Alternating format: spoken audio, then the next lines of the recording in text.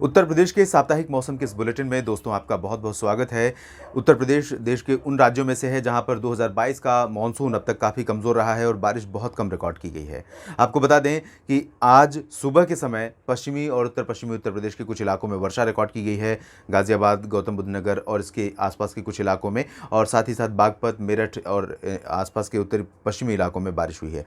अब क्या सिचुएशन रहेगी 12 से लेकर 18 जुलाई के बीच में, आइए जानते हैं। इस समय पश्चिमी उत्तर प्रदेश के क्षेत्रों में कुछ जगहों पर जो गतिविधियां हो रही हैं वो एज़ यूजुअल जारी रहेंगी, खासतौर पर फुटहिल्स में। और अगर हम आगे बढ़ेंगे मध्य और पूर्वी उत्तर प्रदेश की तरफ, तो इन भागों में भी कुछ स्थानों पर वर्षा होने की संभावना दिखाई दे रही है। वजह यह है कि बंगाल की खाड़ी से आर्द्र हवाएं यहाँ पर पहुँच रही हैं, लेकिन एक्सिस ऑफ मानसून ट्रफ यानी मानसून की अक्षीय रेखा सेंट्रल इंडिया में बनी हुई है। ओडिशा के पास लो प्रेशर एरिया है, और लो प्रेशर एरिया ओडिशा से जब आगे बढ़ेगा तो छत्तीसगढ़, मध्य प्रदेश और गुजरात और राजस्थान की तरफ जाएगा। इस वजह से उत्तर प्रदेश के पास मौसमी गतिविधियां, मानसून की हलचल बहुत ज़्यादा नहीं बढ़ने वाली है। लेकिन 12, 13, 14 और 15 जुलाई को सिचुएशन ये है कि तराई वाले ज़िलों में अगर मैं पश्चिम से देखूं तो सहारनपुर और शामली, मुजफ्फरनगर, बिजनौर, मुरादाबाद, अमरोहा, मेरठ, रामपुर, पीलीभीत, बरेली, लखीमपुर खीरी, यहाँ तक कि शाहजहांपुर और सीतापुर, बहराइच, श्रावस्ती, साथ ही साथ पूरब में अगर चलें तो यहाँ बलरामपुर, सिद्धार्थनगर,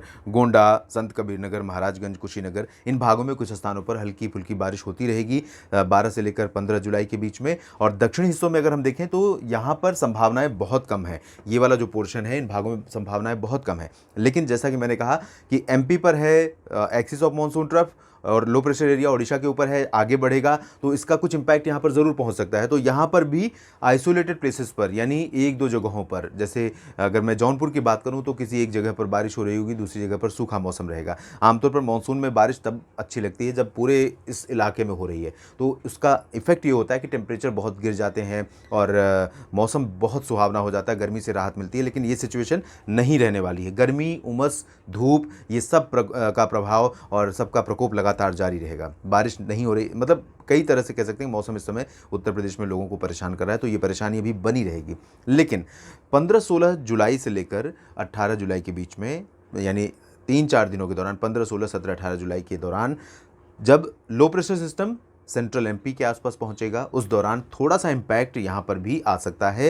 तो यहां सोनभद्र, चंदौली, मिर्ज़ापुर, गाज़ीपुर, बलिया, मऊ, आजमगढ़ और भदोही, वाराणसी, जौनपुर, प्रयागराज, सुल्तानपुर, अयोध्या, अकबरपुर, गौरीगंज, अमेठी, प्रतापगढ़, चित्रकूट, कौशाम्बी, बांदा, फतेहपुर, रायबरेली, लखनऊ, बाराबंकी और औरैया, कानपुर, जालौन, हमीरपुर, झांसी, महोबा, ललितपुर, इन भागों में भी कुछ स्थानों पर वर्षा देखने को मिल सकती है। बादल थोड़े बहुत आ सकते हैं मानसून के, लेकिन ज़्यादा उम्मीदें उस दौरान भी दिखाई नहीं दे रही हैं। हालांकि ये जो ड्राई स्पेल है, लॉन्ग ड्राई स्पेल है, इस सिस्टम के निकलने के बाद संभावना है कि थोड़ी सी उत्तरवर्ती होगी एक्सिस ऑफ मानसून ट्रफ, तब उत्तर प्रदेश में थोड़ी बहुत बारिश बढ़ सकती है। लेकिन इस सप्ताह बहुत ज़्यादा राहत की उम्मीद नहीं है। लेकिन इतना ज़रूर है कि पिछले सप्ताह की तुलना में थोड़ा सा कम, तुलनात्मक रूप में अगर देखें तो थोड़ा सा बेहतर वीक हो सकता है, खासतौर पर दक्षिणी उत्तर प्रदेश के रीजन के लिए। प्रयागराज से लेकर आगरा के बीच की बात मैं कर रहा हूँ, लखनऊ समेत।